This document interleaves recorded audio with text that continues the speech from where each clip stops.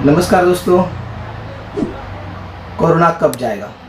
सबके मन में यही सवाल है, मेरे मन में भी है और बहुत सारे लोगों के मन में यही सवाल है, कोरोना कब जाएगा, हमें इससे मुक्ति कब मिलेगी। लेकिन उससे पहले जानने से पहले दोस्तों हमें जानना बहुत ज़रूरी है कि हमारे देश में कितनी सारी बीमारियां आई है और कितनी सारी बीमारियां चली गई।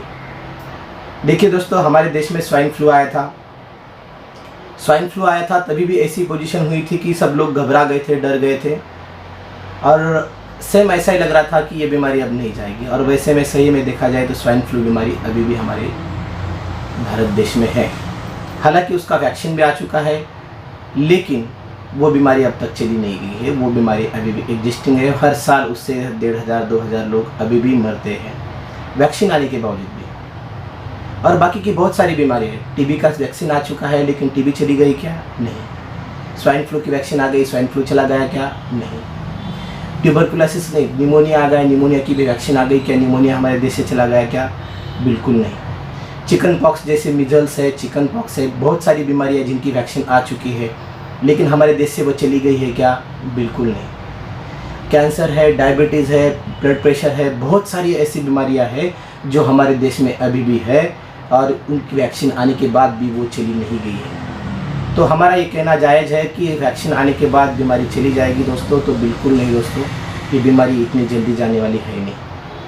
देखिए दोस्तों, ये बीमारी अभी कम्युनिटी ट्रांसमिशन में चली गई है। कम्युनिटी ट्रांसमिशन मतलब एक दूसरे को फैलना, और ये बहुत सारे ग्रुप में फैल जाता है। जैसे कंटेनमेंट एरिया हो गया या कौन सा भी एरिया होगा, जिस एरिया में ये बीमारी फैलता है तो वहाँ से और लोगों को भी ज़्यादा फैल सकता है और काफ़ी हद तक लोगों में ये फैल सकता है। इसलिए ये बीमारी, आंसर यही है, कोरोना बीमारी जाएगी क्या? तो बिल्कुल नहीं दोस्तों, ये बीमारी बिल्कुल जाने वाली, इतने जल्दी तो जाने वाली नहीं है। कोरोना वैक्सीन आए या ना आए, वैक्सीन आई तो भी ये वैक्सीन कितनी इफ़ेक्टिव रहेगी, वो कितने साल काम करेगी, उसके भी बहुत सारे अभी क्वेश्चन उस पर उसका अभी सवाल का जवाब नहीं मिला है। वगैरह जो उनको कुछ साइड इफ़ेक्ट उसका हो रहा है क्या, उसकी इफ़िकेसी कितनी है, वो बहुत अच्छे से काम कर रही है कि नहीं, वो सारा डाटा कलेक्ट किया जाता है, फिर बहुत सारे लोगों को दिया जाता है ये वैक्सीन। ऐसा है दोस्तों। लेकिन ये हमारे आम आदमी के मन में ये सारा सवाल आता है कि अब कोरोना कब जाने वाला है, और ये कोरोना से बहुत सारा नुकसान हमें भी झेलना पड़ रहा है, तो ये कब जाएगा और हमारी निजी ज़िंदगी कब चालू होने देगी। दोस्तों, ये बिल्कुल आप मन से निकाल दीजिए कि कोरोना जाने वाला है, हम और 6 महीने घर पे बैठे रहेंगे और फिर 6 महीने के बाद, कोरोना जाने के बाद हम काम पे लगेंगे। बिल्कुल दोस्तों, ऐसा होने वाला है नहीं। कोरोना अब नहीं जाने वाला है। कोरोना कंटिन्यू साल, 2 साल, 3 साल भी हमारे देश में रह सकता है। आने वाला समय और भी कठिन आने वाला है, लेकिन इसका मतलब ये नहीं है कि हम लॉकडाउन में रहें। लॉकडाउन अभी हमें खोलना पड़ेगा, लॉकडाउन से बाहर आना पड़ेगा, लेकिन इसका मतलब ये है कि कोरोना से मौतें कम होगी, लेकिन लॉकडाउन की वजह से जो मौतें होगी उसका आंकड़ा कहीं ज़्यादा हो सकता है।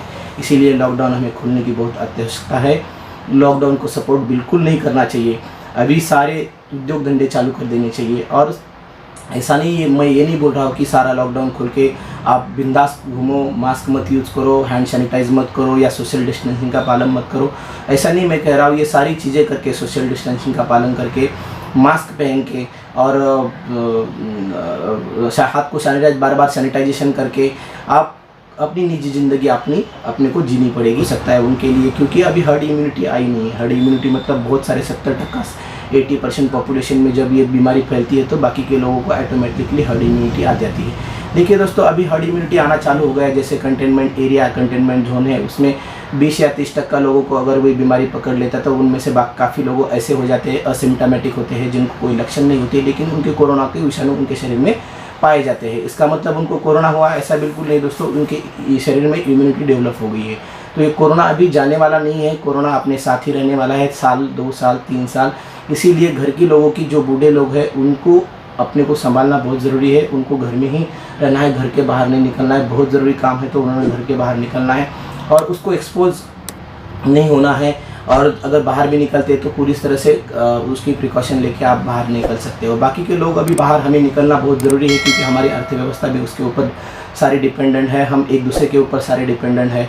हमारा सारा व्यवहार एक दूसरे के ऊपर डिपेंडेंट है। अभी बहुत सारे बिजनेस बंद पड़ गए हैं, बहुत सारे धंधे चौपट हो चुके हैं। इसीलिए हमें घर के बाहर निकलना बहुत ज़रूरी है, इसीलिए कोरोना जाने वाला नहीं है, साल 2 साल 3 साल भी रह सकता है। वैक्सीन आने के बाद कितने दिन उसके इफेक्टिवनेस कितना है उसके ऊपर भी डिपेंड करता है कि कितने लोगों को देनी है। हर एक आदमी खुद वैक्सीन नहीं ले सकता, उसका कॉस्टिंग कितना रहेगा वो भी हमें अभी तक पता नहीं चला है। अगर आने वाला समय में वैक्सीन बहुत जल्दी भी आ जाती है तो कितने लोगों को डोज देने के लिए कितने समय का वक्त लग सकता है। इतनी 140 करोड़ जनता है तो इतना वैक्सीन बनने के लिए कितना समय लग सकता है ये भी कुछ डिसाइड नहीं हो पाएगा। अभी ऐसे कुछ पॉकेट है जिनमें कोरोना संसर्ग काफ़ी कम है, अभी बिल्कुल नहीं के बराबर है, लेकिन वहाँ पे भी आने वाले समय में वहाँ पे भी कोरोना जाने की बहुत संभावना है। जिस एरिया में कोरोना आके गया है, जहाँ पे लोगों की इम्यूनिटी डेवलप हुई है, हर्ड इम्यूनिटी डेवलप हो रही है, तो वहाँ पे कोरोना का संक्रमण काफ़ी कम होने की संभावना है। जहाँ पे हाई पीक लेवल पे गया है वहाँ से फिर वो नीचे लेवल में आ सकता है। इसका मतलब ये नहीं दोस्तों कि वहाँ का कम हो गया तो वहाँ पे फिर से पीक नहीं आ सकता। जिन लोगों में इम्यूनिटी नहीं डेवलप हुई है उन लोगों को फिर से कोरोना होने की संभावना हो सकती है, और इन लोगों को फिर उनकी वजह से और बाकी लोगों को फिर से कोरोना होने की संभावना हो सकती है। लेकिन एक बार कोरोना होने के बाद, एक बार हर्ड इम्यूनिटी आने के बाद फिर से कोरोना डबल नहीं होता है। अगर हो भी गया तो उसके एकदम सादे लक्षण होंगे और उसका शरीर पे कोई असर नहीं गिरेगा। इसीलिए दोस्तों मैं यही सूचित करता हूँ कि लोगों को ये बताना चाहता हूँ कि कोरोना 6 महीने में, 2-4 महीने में, साल में बिल्कुल जाने वाला नहीं है। ये अभी 3rd स्टेज में कम्युनिटी ट्रांसमिशन चालू हो गया है, अभी 4थी स्टेज में जाना बाकी है। एक बार 4थी स्टेज में चला गया तो इस भारत जैसा देश यहाँ से अब पीछे आना बहुत मुश्किल है और आने वाला समय बहुत ही कठिन जाने वाला है। इसीलिए सतर्क रहे, सावधान रहे और अपना काम घर से बाहर निकल के कीजिए।